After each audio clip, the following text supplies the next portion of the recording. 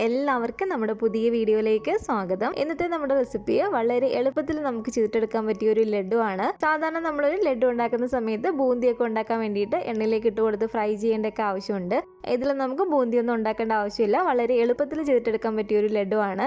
ഇടയ്ക്കൊക്കെ നമുക്കൊരു മധുരം കഴിക്കണമെന്ന് തോന്നുന്ന സമയത്ത് വളരെ ഈസി ആയിട്ട് ചെയ്തെടുക്കാൻ പറ്റിയ ഒരു രീതിയാണിത്. അപ്പോൾ ഇതെങ്ങനെയാണ് തയ്യാറാക്കുന്നതെന്ന് നമുക്കൊന്ന് നോക്കാം. ഈ ഒരു വീഡിയോ കാണുന്ന സമയത്ത് നിങ്ങൾക്ക് ഇഷ്ടപ്പെടുവാണെങ്കിൽ മറക്കാതെ തന്നെ ഒരു ലൈക്ക് ബട്ടണും കൂടെ ഒന്ന് ക്ലിക്ക് ചെയ്യണേ. ഞാൻ ആദ്യമേ പറഞ്ഞ പോലെ തന്നെ നമ്മൾ ഈ ഒരു ലഡു ബൂന്തി ഒന്നും ഉണ്ടാക്കുന്നില്ല. ഇതുപോലെ ഈ ഒരു കടലപ്പരിപ്പ് വെച്ചിട്ടാണ് കേട്ടോ ചെയ്യുന്നത്. 250 ml ഈ ഒരു കപ്പിൽ 1.5 കപ്പ് അളവിൽ കടലപ്പരിപ്പ് ഞാൻ ഈ ഒരു പാത്രത്തിലേക്ക് ഇട്ട് കൊടുക്കുകയാണ്. സാധാ വലിപ്പമുള്ള ഒരു ഗ്ലാസ്സിലാണെങ്കിൽ ഒരു 1.5 ഗ്ലാസ് കടലപ്പരിപ്പ് എടുത്താൽ മതി.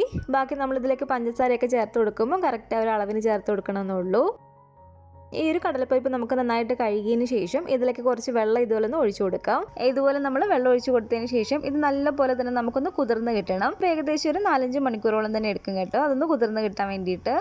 എനിക്കിപ്പോൾ ഇതിവിടെ ഒരു 4 മണിക്കൂറൊക്കെ ആയപ്പോഴത്തേക്കും തന്നെ നല്ലപോലെ തന്നെ കടല ഒന്ന് കുതിർന്ന് കിട്ടിയിട്ടുണ്ട്. അപ്പോൾ ഇനി ഇതിനെ വെള്ളം ഒന്ന് തോരാൻ വേണ്ടിയിട്ട് നമുക്കൊരു അരിപ്പയിലേക്ക് ഊറ്റി കൊടുക്കാം. അപ്പോൾ ഈ ഒരു പരിപ്പ് ഇവിടെ നല്ലപോലെ തന്നെ നമുക്കൊന്ന് കുതിർന്ന് കിട്ടിയിട്ടുണ്ട്. ഇതുപോലെ നന്നായിട്ടൊന്ന് കുതിർത്തിയിട്ടെടുക്കണേ, എങ്കിലേ നമുക്കിതൊന്ന് അരച്ചെടുക്കാൻ പറ്റത്തുള്ളൂ. ഇതുപോലെ കുതിർത്തിയെടുത്ത ഈ ഒരു പരിപ്പ് നമുക്ക് ഈ ഒരു മിക്സിയുടെ ചെറിയ ജാറിലേക്ക് ഇട്ട് കൊടുക്കാം. ഇത് കുറച്ച് ഏറെ തന്നെ ഉള്ളത് കൊണ്ട് ഒരു 3 തവണയായിട്ടൊക്കെ നമുക്കൊന്ന് അരച്ചിട്ടെടുക്കാം.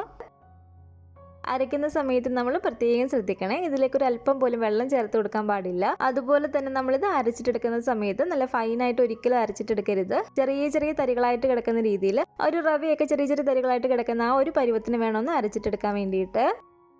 അപ്പോൾ ഇതിപ്പോൾ കണ്ടില്ലേ, ചെറിയ ചെറിയ തരികളായിട്ട് കിടക്കുന്ന രീതിയിൽ തന്നെ ഞാനൊന്ന് അരച്ചെടുത്തിട്ടുണ്ട്. ഇതുപോലെ തന്നെ നമ്മളൊന്ന് അരച്ചിട്ടെടുക്കണേ. ഇനി ഇതുപോലെ ഒരു പാത്രത്തിലേക്ക് നമുക്കൊരു 3.5 ടേബിൾ സ്പൂൺ അളവിൽ നെയ്യ് ചേർത്ത് കൊടുക്കാം.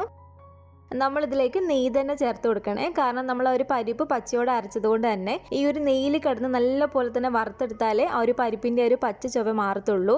അപ്പോൾ നമ്മൾ നെയ്യ് തന്നെ വേണം ഇതിലേക്ക് എടുക്കാൻ വേണ്ടിയിട്ട്. നെയ്യ് ഇതുപോലെ ചൂടായിട്ട് വരുമ്പോഴത്തേക്കും നമ്മൾ അരച്ച് വെച്ചിരിക്കുന്ന ഈ ഒരു പരിപ്പെല്ലാം കൂടെ ഇതിലേക്ക് ചേർത്ത് കൊടുക്കാം. എന്നിട്ട് നല്ല പോലെ തന്നെ ഇളക്കി കൊടുത്തിട്ടൊന്ന് വറുത്തിട്ടെടുക്കണം. വറുത്തെടുക്കുന്ന സമയത്ത് നമ്മൾ സ്പീഡിൽ പെട്ടെന്ന് അങ്ങ് വറുത്തിട്ടെടുക്കരുത്. സാവകാശം കുറച്ച് സമയം എടുത്ത് വേണം നമ്മളിതൊന്ന് വറുത്തെടുക്കാൻ വേണ്ടിയിട്ട്. ഏകദേശം ഒരു 20 മിനിറ്റോളം തന്നെ നമ്മളിതൊന്ന് ഇളക്കി കൊടുക്കണം. ഇളക്കി കൊടുക്കുന്ന ഒരു സമയം എങ്ങനെയാണെന്ന് വെച്ചാൽ ആദ്യത്തെ ഒരു 5 മിനിറ്റ് നമ്മൾ ലോ ഫ്ലെയിമിൽ തന്നെ ഇട്ട് നന്നായിട്ട് ഇളക്കി കൊടുക്കുക. അതിൻ്റെ ഒരു വെള്ളമൊക്കെ നന്നായിട്ടൊന്ന് തോർന്ന് വരണം. 5 മിനിറ്റിന് ശേഷം അതൊന്ന് ഡ്രൈ ആയി പെട്ടെന്ന് കിട്ടാൻ വേണ്ടിയിട്ട് ഒരു മീഡിയം ഫ്ലെയിമിലിട്ട് വീണ്ടും നമ്മളൊരു 5 മിനിറ്റ് നന്നായിട്ട് ഇളക്കി കൊടുക്കുക. അതിനുശേഷമുള്ള 10 മിനിറ്റ് നമ്മൾ ലോ ഫ്ലെയിമിലിട്ട് കൊടുത്തിട്ട് നന്നായിട്ട് ഇളക്കി കൊടുത്താൽ മതി. അതിൻ്റെ ഒരു വെള്ളമൊക്കെ തുറന്ന് നല്ലപോലെ തന്നെ നമുക്കത് ഡ്രൈ ആയി കിട്ടും. ചെറുതായിട്ട് പൊടിഞ്ഞ് വരുന്ന ഒരു രീതിയിൽ ആ ഒരു പരുവത്തിന് വേണം നമ്മൾ ആക്കിയിട്ടെടുക്കാൻ വേണ്ടിയിട്ട്. അപ്പോൾ ഏകദേശം ഒരു 20 മിനിറ്റോളം നമ്മൾ ഇതുപോലെ നന്നായിട്ട് ഒരു നെയ്ക്കകത്ത് കിടന്ന് ഇളക്കി കൊടുത്താൽ മാത്രമേ ആ ഒരു പരിപ്പിൻ്റെ ഒരു പച്ച ചുവയൊന്ന് മാറി കിട്ടത്തുള്ളൂ. പെട്ടെന്ന് അങ്ങ് വറുത്തിട്ടെടുത്താൽ പരിപ്പിൻ്റെ ഒരു പച്ച ചുവയുണ്ടാവും, അപ്പോൾ അത്രയ്ക്ക് അങ്ങ് നന്നാവില്ല. അപ്പോൾ ഇതുപോലെ തന്നെ നമ്മളൊന്ന് ചെയ്തിട്ടെടുക്കുക. ഇതിപ്പോൾ കണ്ടില്ല, ഒരു വെള്ളമൊക്കെ വറ്റി നല്ലപോലെ തന്നെ ഡ്രൈ ആയി അതിൻ്റെ ഒരു പച്ചമണമൊക്കെ മാറിയിട്ടുണ്ട്. ഇതിപ്പോൾ ചെറിയ ചെറിയ കട്ടകളായിട്ട് ഇതുപോലെ നമുക്ക് കിട്ടും. ചെറിയൊരു ഉണങ്ങിയ ഒരു പരുവത്തിനാണ് ഇരിക്കുന്നത്. അതുകൊണ്ട് വീണ്ടും നമുക്കിത് മിക്സിയുടെ ജാറിലേക്ക് ഇട്ട് കൊടുത്തിട്ട് ചെറിയതായിട്ട് ഒന്നും കൂടെ ഒന്ന് പൊടിച്ചിട്ടെടുക്കണം. രണ്ടാമത് നമ്മൾ ഇതുപോലെ പൊടിച്ചെടുക്കുന്ന സമയത്ത് ഒരുപാട് ഫൈനായിട്ട് പൊടിച്ചെടുക്കരുത്. ചെറിയ ചെറിയ തരികൾ കിടക്കുന്ന രീതിയിൽ തന്നെ വേണം നമ്മളൊന്ന് പൊടിച്ചിട്ടെടുക്കാൻ വേണ്ടിയിട്ട്. ഇതിപ്പോൾ കണ്ടില്ല, ഇതുപോലെ ചെറിയ ചെറിയ തരികൾ കിടക്കുന്ന ഈ ഒരു പരുവത്തിന് വേണ്ടിയിട്ട് നമ്മൾ പൊടിച്ചെടുക്കാൻ വേണ്ടിയിട്ട്.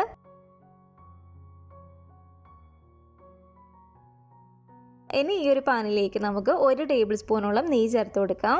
ഈ ഒരു നെയ്യിലേക്ക് കുറച്ച് കാഷ്യൂനട്ട് ഇട്ട് കൊടുത്തിട്ടൊന്ന് ഫ്രൈ ചെയ്തിട്ടെടുക്കുകയാണ്.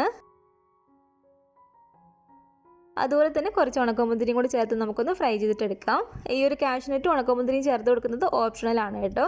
നമുക്ക് ഒരു കടലപ്പരിപ്പും നെയ്യും ഏലക്കാപ്പൊടിയും പഞ്ചസാരയും ഉണ്ടെങ്കിൽ തന്നെ ഇത് ചെയ്തിട്ടെടുക്കാവുന്നുള്ളൂ. ഇതൊക്കെ നമുക്കൊരു ടേസ്റ്റ് കൂടുതലായിട്ട് വേണമെന്നുണ്ടെങ്കിൽ ചേർത്ത് കൊടുത്താൽ മതി. അപ്പോൾ ഇത് രണ്ടും കൂടെ ഫ്രൈ ആയിട്ട് വന്നിട്ടുണ്ട്, നമുക്കൊന്ന് മാറ്റി വെക്കാം.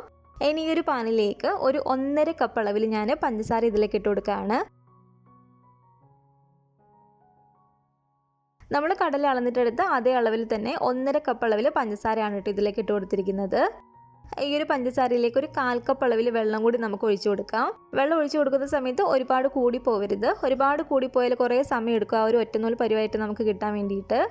1/4 കപ്പ് വെള്ളം കൂടെ ഒഴിച്ച് കൊടുത്തിട്ട് നന്നായിട്ട് ഇതുപോലെ ഇളക്കിയതിന് ശേഷം ഇതൊരു മീഡിയം ഫ്ലെയിമിൽ ഇട്ട് കൊടുത്തിട്ട് തന്നെ നമുക്കൊന്ന് തിളപ്പിച്ചിട്ടെടുക്കാം. ആ ഒരു പഞ്ചസാരയൊക്കെ ഉരുകി ഒന്ന് ഇതുപോലെ ഒന്ന് തിളച്ച് വന്നാൽ വളരെ പെട്ടെന്ന് തന്നെ നമുക്ക് ഇതുപോലെ ഒരു ഒറ്റനൂൽ പരുവായിട്ട് കിട്ടും. ഇതിപ്പോൾ കണ്ടില്ല, ഒരു ഒറ്റനൂൽ പരുവായിട്ട് നമുക്കിവിടെ കിട്ടിയിട്ടുണ്ട്. ഇതുപോലെ ഒരു പഞ്ചസാര ഉരുകി ആ ഒരു ഒറ്റനൂൽ പരുവാകുമ്പോഴത്തേക്കും നമ്മൾ പൊടിച്ച് വെച്ചിരിക്കുന്ന ഒരു കടലയുടെ ഒരു പൊടിയെല്ലാം കൂടി ഇതിലേക്കൊന്ന് ഇട്ട് കൊടുക്കാം. 2 തവണയായിട്ട് വേണം നമ്മളൊന്ന് ഇട്ട് കൊടുക്കാൻ വേണ്ടിയിട്ട്. ആദ്യം ഇതുപോലെ ഒരു പകുതിയോളം ഇട്ട് കൊടുത്തിട്ട് നല്ലപോലെ തന്നെ ഇളക്കിയിട്ട് എടുക്കുക. അതിനുശേഷം ഇതുപോലെ ബാക്കിയും കൂടി ഇട്ട് കൊടുത്തിട്ട് നമുക്ക് നന്നായിട്ട് തന്നെ ഇളക്കി കൊടുക്കാം. ഇതുപോലെ നമ്മളൊന്ന് ഇളക്കി കൊടുക്കുമ്പോഴത്തേക്കും ഇതൊരു കുറച്ച് ലൂസായിട്ടിരിക്കുന്ന ഈ ഒരു പരുവത്തിനാണ് കേട്ടോ ഉണ്ടാകുന്നത്. ഒരു മീഡിയം ടു ലോ ഫ്ലെയിമിലിട്ട് കൊടുത്തിട്ട് കുറച്ച് സമയം കൂടെ നമുക്കൊന്ന് ഇളക്കി കൊടുക്കണം. നമ്മളിത് കായം കൊണ്ടൊന്ന് ലാസ്റ്റ് ഉരുട്ടിയെടുക്കുന്ന സമയത്ത് കുറച്ചൊന്ന് ഉറച്ചിരിക്കണ്ടേ, നമുക്ക് നന്നായിട്ടൊന്ന് ഉരുട്ടിയിട്ടെടുക്കേണ്ടതാണ്. അപ്പോൾ അതുപോലെ നമുക്കൊന്ന് ഉരുട്ടിയെടുക്കണമെങ്കിൽ ഇത് കുറച്ചും കൂടെ ഒന്ന് കട്ടിയായിട്ട് വരണം. അപ്പോൾ കുറച്ച് സമയം കൂടെ നമുക്കൊരു മീഡിയം ടു ലോ ഫ്ലെയിമിലിട്ട് കൊടുത്തിട്ട് നന്നായിട്ട് ഇളക്കി കൊടുക്കാം. ഇനി ഇതിലേക്ക് നമുക്ക് മെയിനായിട്ട് ചേർത്ത് കൊടുക്കേണ്ടത് ഇതുപോലെ കുറച്ച് ഏലക്കാപ്പൊടിയാണ് കേട്ടോ. ഇത് ഏലക്കായും പഞ്ചസാരയായിട്ട് മിക്സ് ചെയ്ത് പൊടിച്ച് വെച്ചിരിക്കുന്നതാണ്. അതുകൊണ്ട് 1 ടീസ്പൂണോളം ഞാൻ ഇതിലേക്ക് ചേർത്ത് കൊടുക്കുകയാണ്. ഏലക്കാപ്പൊടി മാത്രമാണെങ്കിൽ 2-3 നുള്ളു മാത്രം ഇതിലേക്ക് ചേർത്ത് കൊടുത്താൽ മതി. അപ്പോൾ ഒരു ഏലക്കായും പഞ്ചസാരയും കൂടെ പൊടിച്ചതും കൂടി ചേർത്ത് കൊടുത്തിട്ട് നന്നായിട്ട് നമുക്കൊന്ന് ഇളക്കിയിട്ടെടുക്കാം. അപ്പോൾ ഇതുപോലെ നന്നായിട്ട് ഇളക്കി കൊടുത്തിട്ട് ഇതിപ്പോൾ കണ്ടില്ലേ, ചെറിയൊരു കട്ടിയായിട്ടുള്ള ഒരു പരുവത്തിനാണ് ഞാൻ ആക്കിയെടുത്തിരിക്കുന്നത്. അപ്പോൾ ഈ ഒരു പരുവായിട്ട് വരുമ്പോഴത്തേക്കും നമുക്ക് ഫ്ലെയിം അങ്ങ് ഓഫ് ചെയ്ത് കൊടുക്കാം.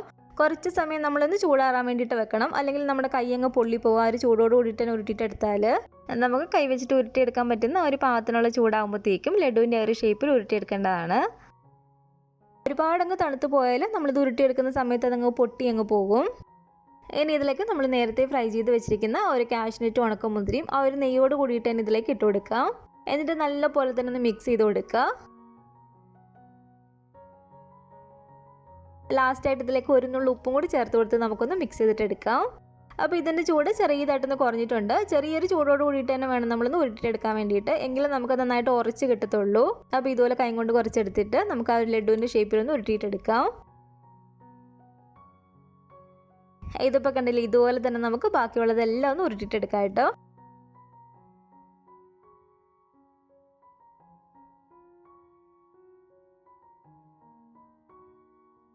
അപ്പോൾ ഒരു ലഡുവിൻ്റെ ഷേപ്പിൽ എല്ലാം തന്നെ ഞാൻ ഇവിടെ നിന്ന് ഉരുട്ടിയെടുത്തിട്ടുണ്ട്.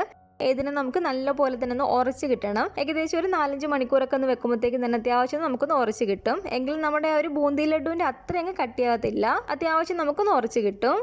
നമ്മൾ ഇതുപോലെ ഉരുട്ടിയിട്ട് ഒരു അരമണിക്കൂറോളം നമ്മൾ ഫ്രിഡ്ജിലേക്ക് ഒന്ന് എടുത്ത് വെച്ച് കൊടുത്തിട്ട് പിന്നെ നമ്മൾ പുറത്ത് വെച്ചിരുന്നാലും മതി. ഫ്രിഡ്ജിലേക്ക് നമ്മൾ ആദ്യമേ തന്നെ ഒരു 1/4 മണിക്കൂറോളം എടുത്ത് വെച്ച് കൊടുക്കുകയാണെങ്കിൽ കുറച്ചും കൂടി പെട്ടെന്ന് തന്നെ നമുക്കതങ്ങ് ഉറച്ച് കിട്ടും.